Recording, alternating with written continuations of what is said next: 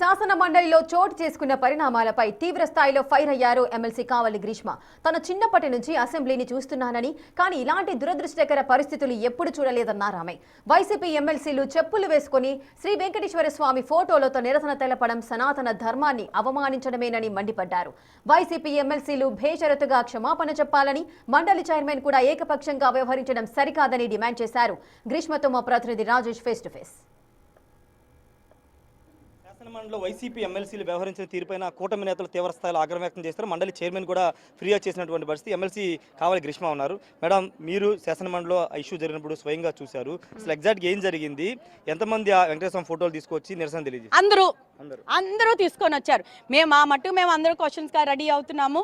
మన మినిస్టర్ గారు, irrigation minister గారిది క్వశ్చన్ ఉండింది, ఆయన చదువుతారు. మేము జస్ట్ ఎందుకంటే వాళ్ళు ఎప్పుడైతే ప్లకార్డులు తీసుకొని వస్తున్నారో మాకు రోజు ఏం వినిపించడం లేదు. అందరం హెడ్ ఫోన్స్ పెట్టుకున్నాం. సో మా దృష్టి అంతా మేము పేపర్ల మీద ఏదో చూసుకొని మేము ఏ క్వశ్చన్ నడుస్తుంది అని దాని గురించి కాన్సన్ట్రేటింగ్ చేసేటప్పటికి ఈ లోపల మాకు కేశవ్ గారి వాయిస్ వినగానే టక్కన అప్పుడు చూడగానే వెంకటేశ్వర స్వామి గారి ఫోటో ఉండింది. అప్పటికే ఒక 6 వచ్చినట్టున్నారు, 6-7 ఉన్నారు. మిగతా వాళ్ళు మెల్లగా దిగుతున్నారు. కొంతమంది వెంకటేశ్వర స్వామి ఫోటో ఇలా తీసేసి మడత పెట్టేసి ఇలా తీసి, కొంతమంది రివర్స్ పెట్టి ఇలా, కొంతమంది ఇలా నిజంగా పిచ్చి పేపర్ ఉంటుంది చూడండి అలా తీసి చెప్పులు వేసుకొని అలా చేస్తూ ఉన్నారు. ఇంకా మా వల్ల కాక పోడియం దగ్గరికి వెళ్ళి చైర్మన్ గారికి ఇది కరెక్ట్ కాదు చైర్మన్ గారు అనుకొని మేము ప్రొటెస్ట్ చేయడం స్టార్ట్ చేసిన తర్వాత సరే వాయిదా వేస్తే మీరు నమ్మరు, ఆయన వాయిదా వేసిన 2 నిమిషాలకి ఒకరైతే ఇలా పేపర్ తీసి ఇలా పడేయడం, ఆ టేబుల్ మీద అలా నేలకేసి కొట్టడం. ఏంటండి ఇది? మీ అందరికీ లైవ్ వస్తుందో లేదో, బికాజ్ ఇట్స్ లోపల జరిగేవి ఒక లైవ్ వస్తుందో లేదో, ఇవన్నీ వచ్చాయో లేదో తెలియదు. కానీ మా కంటితో చూసిన వాళ్ళకైతే నిజంగా మాకు ఇలాంటివి నిజంగా బయట జరిగితే మాత్రం చెప్పుతో కొడతారు. బయట జరిగితే మాత్రం నిజంగా ఇలా సభా సాంప్రదాయాలు పాటించే పార్టీగా తెలుగుదేశం పార్టీ నుంచి వచ్చాం కాబట్టి ఈరోజు సనాతన ధర్మంకి ఇంత అన్యాయం జరుగుతున్నా, ఇంత అవమానం జరిగినా సరే ఊరుకొని ఉన్నాం. నిజంగా బయట జరిగితే నిజంగా ప్రజలందరూ కలిసి కొట్టేటోళ్ళు. ఇది చాలా తప్పండి. ఇది ప్రజలకి క్షమాపణ చెప్పాలి. సనాతన ధర్మాన్ని హరించేస్తున్నారు. లడ్డూలో కల్తీ చేసింది వీళ్ళు, లడ్డూలో డబ్బులు కొట్టేసింది వీళ్ళు, అసలు పరకామణి చేసింది వీళ్ళు, అసలు తిరుపతికి 2 కొండలు చాలు అన్నది వీళ్ళు మాట్లాడడం ఏమిటి? కరెక్ట్ కాదు. అది మేము తీవ్రంగా ఖండిస్తా ఉన్నాం. అంటే వాంటెడ్ గానే ఈ రోజు తీసుకొచ్చారా? రెండోది 4 రోజుల నుంచి ఒకే అంశం మీద వాయిదా.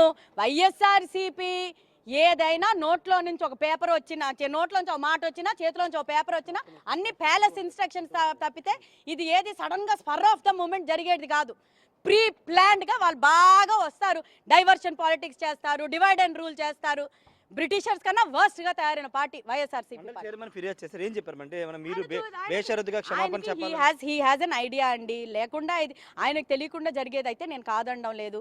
ఖచ్చితంగా ఆయనకు ఒక ఐడియా ఉంటుంది. ఆయన చైర్లో ఉండి బయస్డ్ గా ఉంటున్నారా ఉండలేదా నేనైతే చైర్మన్ గారి గురించి అనలేను. కానీ ఆయన్ని మందలించాను, ఆయన వాళ్ళని మందలించారు అనేది కరెక్ట్ కాదు. క్షమాపణ చెప్పించాలి, అది కరెక్ట్. మీరు ప్రతిభా భారతి గారి కుమార్తె, ఆమె చైర్మన్ స్పీకర్ గారు పనిచేశారు. సభ ఎలా జరగాలి, సభ రూల్స్ అనే మీకు కొంత అవగాహన ఉంది. మీరు మొదటిసారి ఎమ్మెల్సీ అయ్యారు. ఎలాంటి పరిణామాలను ఏ విధంగా చూస్తారు? ఇప్పుడు నా లాంటి ఫస్ట్ టైమర్స్ చాలా మంది ఉన్నారు కౌన్సిల్లో. ఇటు సైడు ఉన్నారు, అటు సైడు ఉన్నారు. ఇప్పుడు సభా మర్యాదలు, సభా సాంప్రదాయాలు, సభా సమయాన్ని ఎలా వృధా చేసుకోకూడదు, అక్కడ చైర్ మీద ఉన్న వాళ్ళకి ఎలాంటి గౌరవం ఇవ్వాలి, ఆయన మీదకి ఇలా వెళ్ళిపోయి చెయ్యి వేసేసి లేకపోతే ఆయన ఒళ్ళో కూర్చున్నట్టు డ్రామాలు ఆడడం, ఇలాంటివన్నీ మా అమ్మ నేర్పలేదండి. ఆవిడ ఎప్పుడు చూడలేదు, ఆవిడకి తెలియదు కూడా ఇలాంటివి. సభా సాంప్రదాయాలు, సభాపతిని గౌరవించడము, సభని ఎంత దేవాలయంగా చూసుకోవడం ఒకటే నేర్పిందండి. అవి ఏవి జరగడం లేదు కౌన్సిల్లోని.